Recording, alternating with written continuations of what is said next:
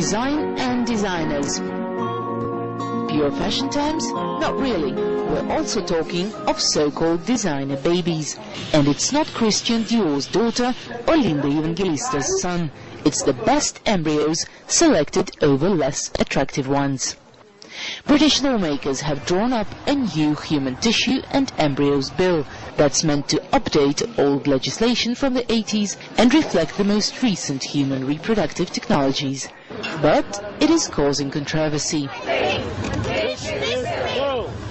One of the main points of anxiety is that the legislation seeks to introduce the creation of animal-human hybrids for medical research, something which has not been allowed anywhere in the world.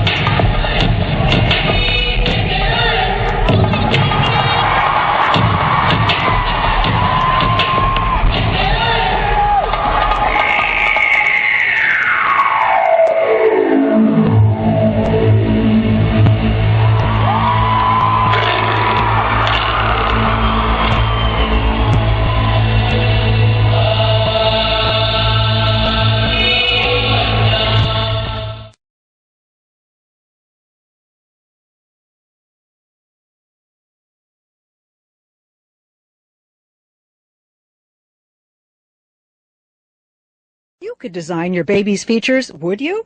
According to LA's Fertility Institute, prospective parents can select eye color, hair color, and more. The technology is called pre-implantation genetic diagnosis, or PGD. It was created to screen for disease, then used for gender selection. Now this clinic plans to allow parents to select physical traits. I would predict that by next year we will have determined sex with 100% certainty on a baby, and we will have determined eye color with about an 80% accuracy rate. Dr. Jeffrey Steinberg is a pioneer in vitro fertilization. I think it's very important that we not bury our heads in the sand and pretend that these advances aren't happening. Kirsten and Matt Landon used his clinic to select the sex of their daughter.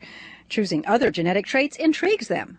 I would have considered trait selection as an option, but not necessarily have gone with it. A recent U.S. survey suggests most people support the notion of building a better baby when it comes to eliminating serious diseases. But Dr. Steinberg says using technology for cosmetic reasons shouldn't scare people away. Of course, once I've got this science, am I not to provide this to my patients? I'm a physician. I want to provide everything science gives me to my patients. You've come a long way, baby. Hattie Kaufman, CBS News, Los Angeles.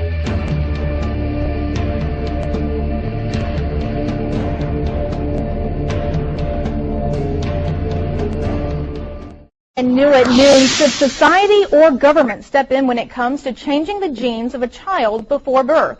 That's the question high school students in Harrisonburg are discussing today. It's called transhumanism, or altering the human body through biotechnology. Award-winning journalist and author Ronald Bailey analyzed the ethics of the question. 8 high schools participated in the 16th annual event. Professor Myron Blosser says students will be confronted with this issue because of the new technology. Once you know where a gene is, then that opens up the possibility for manipulating that gene, cutting, pasting, changing. And so parents will eventually have the options of manipulating their DNA prior to having children. Blosser says intelligence, eye and hair color, history for disease, height, sex, and athletic ability may be changed before birth. However, it may present issues such as food shortage, overpopulation, or even religious conflicts. HLN, we're about news and views. I want your views on the possibility of designer babies, being able to pick your baby's eye color, hair color, sex. Back, Marcy Darnofsky. Marcy, just let's talk about it. Don't you think this is just a slippery slope we don't want to go down, Marcy? Well, I really do. And I think for most of these things, the trait selection, not the sex selection, the trait selection stuff, it's still a genie in the bottle, but the genie is straining to get out of the bottle.